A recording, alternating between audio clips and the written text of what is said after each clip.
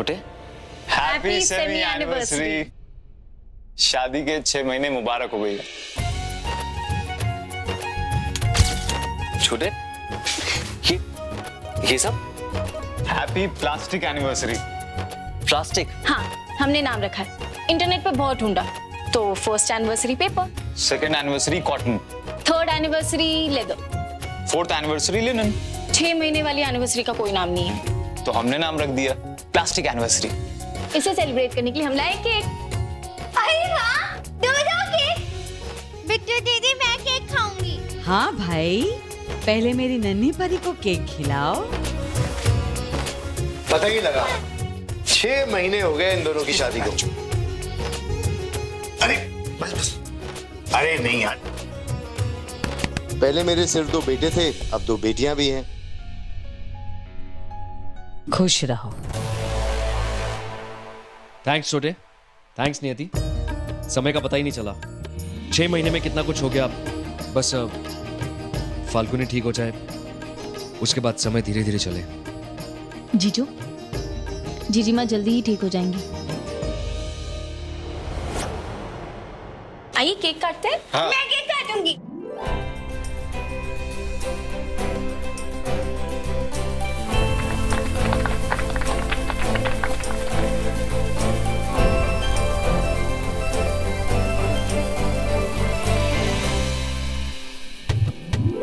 Happy anniversary.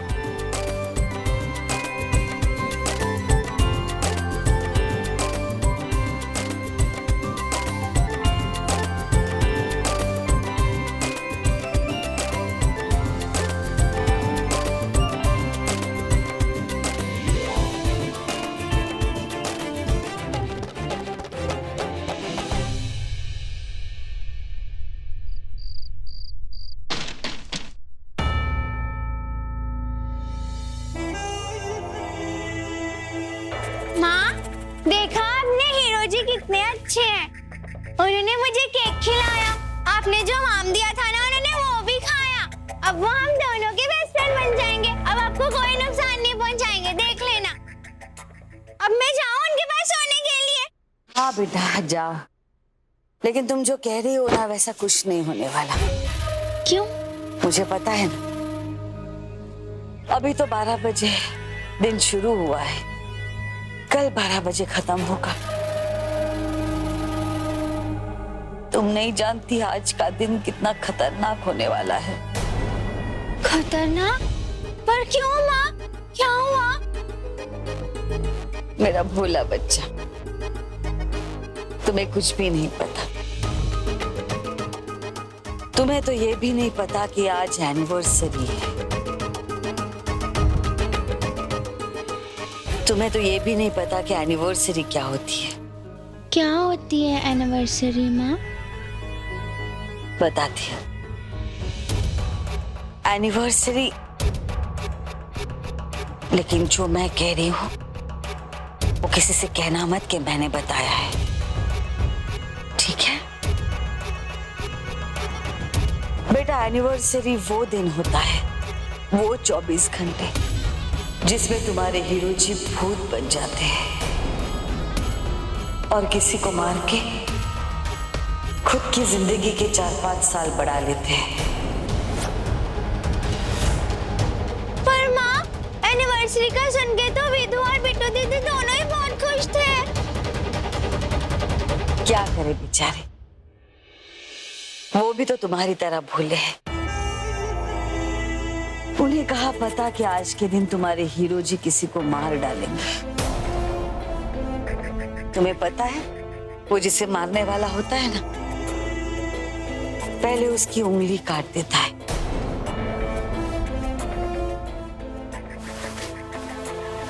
माँ, उन्होंने अगर मेरी उंगली काट दी तो? नहीं बेटा, वो तुम्हें कुछ नहीं करेगा, वो तो मुझे मारना चाहता है। पर मुझे भी तो मार सकते हैं ना माँ। मैं उनके कमरे में नहीं सोऊंगी आज, मैं आज आपके पास ही सोऊंगी। नहीं बेटा, ऐसी गलती मत करना। अगर उसे गुस्सा आया ना तो पता नहीं वो मेरे साथ क्या करेगा। तुम जाओ, तुम उसी के पास जाओ, उसके कमरे में, और अगर तुम बाहर रहोगी ना तो उस पे नजर भी तो रख सकती हो, है ना? जाओ, तुम जाओ वहां पे, उस पे नजर रखो ताकि वो तुम्हारी माँ को मार ना पाए।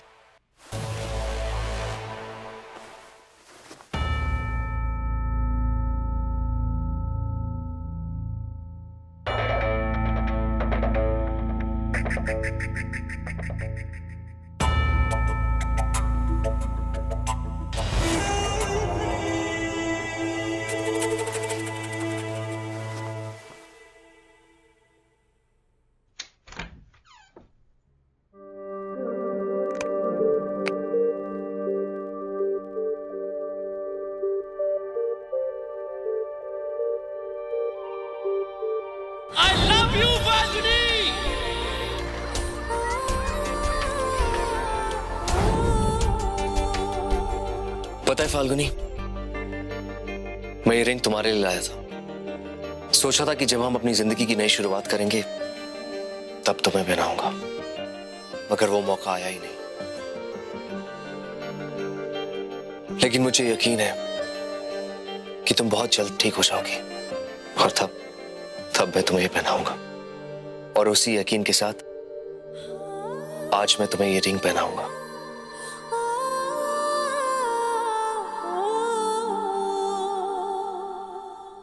सुनो जी, क्या हुआ हीरो जी?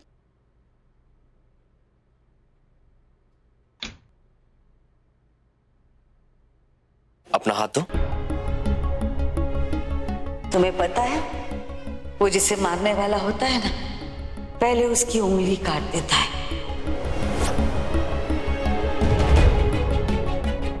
मुझे माँ के पास सोना है। माँ के पास। फाल्गुनी सुनो, कोई बात नहीं, एनिवर्सरी का पूरा दिन पड़ा है, तब दे दूंगा।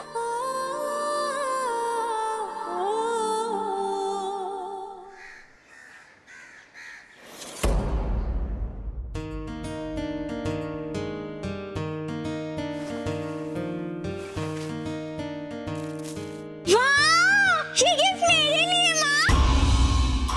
नहीं बेटा, ये गिफ्ट मैं हीरो जी के लिए लाई हूँ। हीरो जी के लिए? पर माँ, वो तो हमें मारना चाहते हैं ना। इसीलिए तो मैं चाहती हूँ कि ये गिफ्ट देख के वो खुश हो जाए और मुझे ना मारे। नहीं माँ, वो आपको नहीं मारेंगे। आप ना जाके ये वाला गिफ्ट उन्हें दे देना, ठीक है? देखना वो खुश हो जाएंगे, फिर आपको नहीं मारेंगे।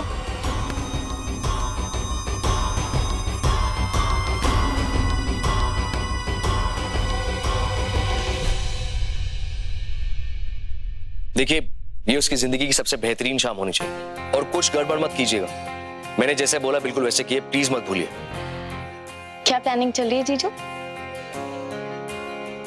वो फाल्गुनी को डेट पे लेके जा रहा हूँ।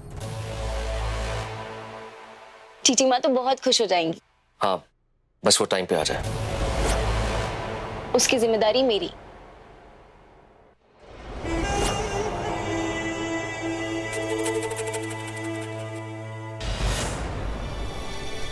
चूहा इसमें आके कैसे मरेगा? आम खा के मरा होगा।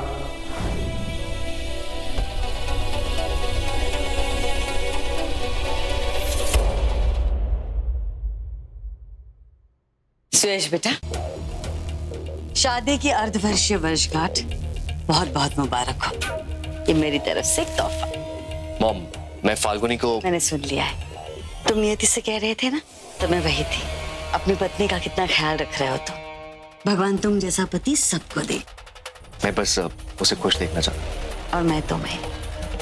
बस एक बार उसकी याददाश्त वापस आ जाए ना मॉम, उसके बाद सब ठीक होगा। ऑफ कोर्स ठीक होगा। तुम्हारी माँ है ना, तुम्हारी माँ सब कुछ ठीक कर देगी। और फाल्गुनी की चिंता मत करो, मैं उसे तैयार करके समय पे भेज दूंगी। Thank you mom. Thank you? माँ को थैंक यू? क्या मैं तुम्हारे लिए इतना भी नहीं कर सकती? Thank you mom. अच्छा, बाय। बाय।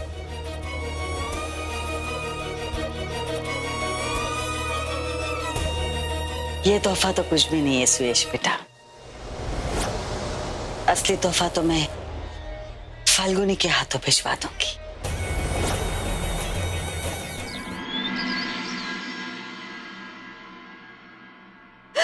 काट दी, मेरी उंगली काट दी।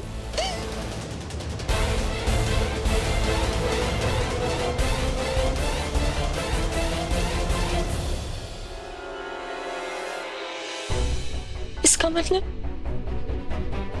मॉम जीजी माँ ने जीजू को मारना चाहती है, वो भी सिर्फ प्रॉपर्टीज के लिए। पैसों के लिए वो इतना गिर सकती है। जीजी माँ तो पराई है, पर जीजू को तो उन्होंने बचपन से पाला है। कोई ममता नहीं है उनके दिल में।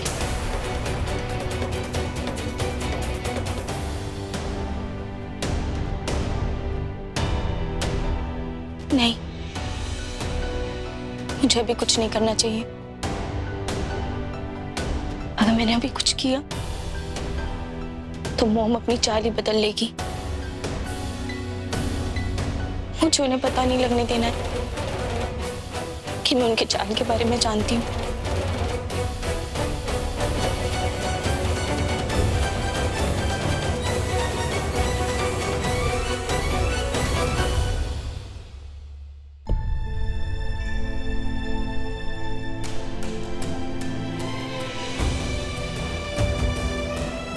बेटा तुम करोगी ना अपने माँ के लिए, मार डालोगी ना हिरोजी को।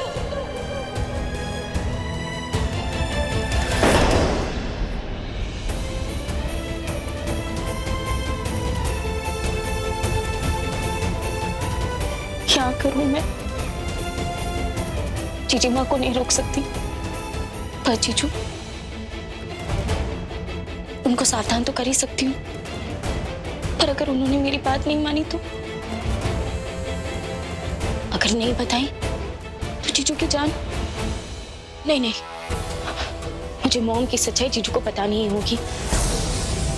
फिर चाहे जीजू मुझसे बात ना करे या नाराज हो जाए, मैं मॉम को जीजी माँ का इस तरह इस्तेमाल नहीं करने दूंगी। मैं जीजू को सारी सच्चाई बता दूंगी।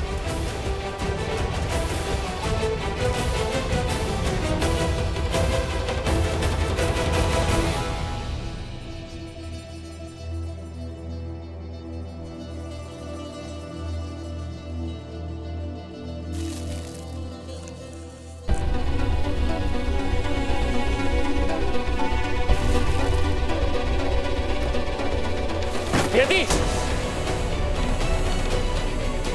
ये क्या है?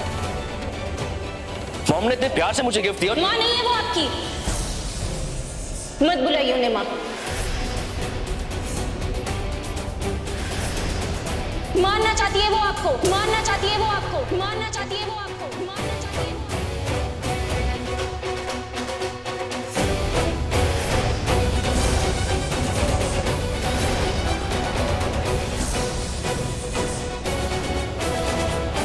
ये क्या बकवास कर रही हो?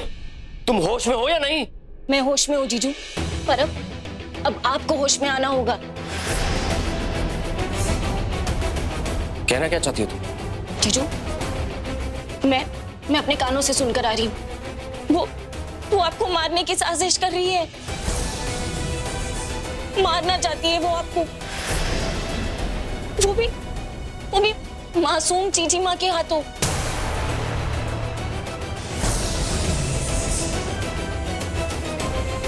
जीजू, मेरी बात समझने की कोशिश कीजिए। मैंने खुद अपने कानों से सुना है। अब वहां पे नहीं जाएंगे जीजू, नहीं।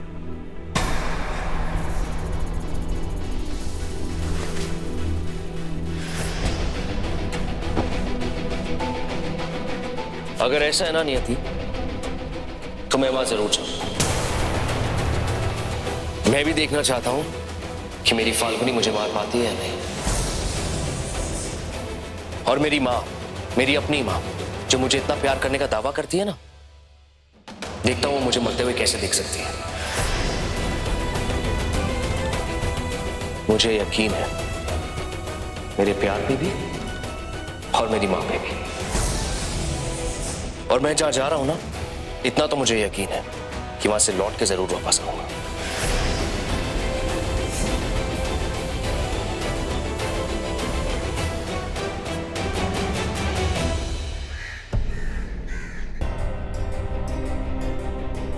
मां नहीं है वो आपकी, मारना चाहती है वो आपको। क्या हो गया नियति को? क्या सुन के आई है? जरूर कुछ ना कुछ मतलब निकाला है उसमें। अभी जाके माँ से बात करता हूँ, वही नियति की गलतफहमी दूर कर सकती है। कैसे रोकूं जीजू को? विधान को बता दूं? नहीं नहीं, वो भी तो जीजू की तरह ही सोचेगा। अगर उसने जाके मॉम को कह दिया तो नहीं तो पता चल जाएगा कि मैं उनके प्लान के बारे में जान चुकी हूँ। नहीं नहीं, मुझे कुछ और ही सोचना होगा।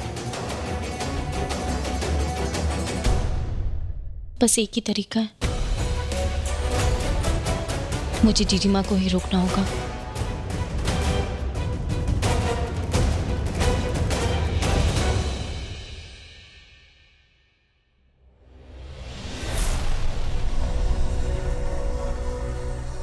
कहीं जीजू ने मॉम से सब कुछ बोल तो नहीं दिया?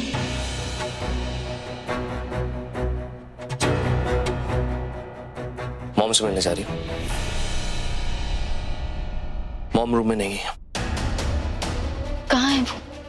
फाल्गुनी को लेकर बाहर गई है। मैं भी तैयार होने जा रहा हूँ। जीजू प्लीज, आप कहीं बाहर मत जाइए, मुझे बहुत डर लग रहा है।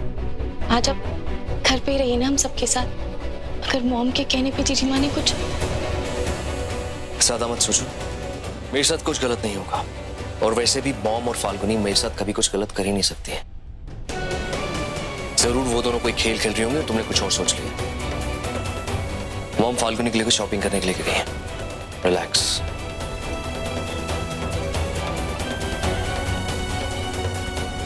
मॉम के पास एक गन है जो उन्होंने तब निकालने की कोशिश की थी जब घर में आतंकवादी घुस आए थे। मुझे देखना चाहिए कि मॉम के कमरे में वो गन है या नहीं।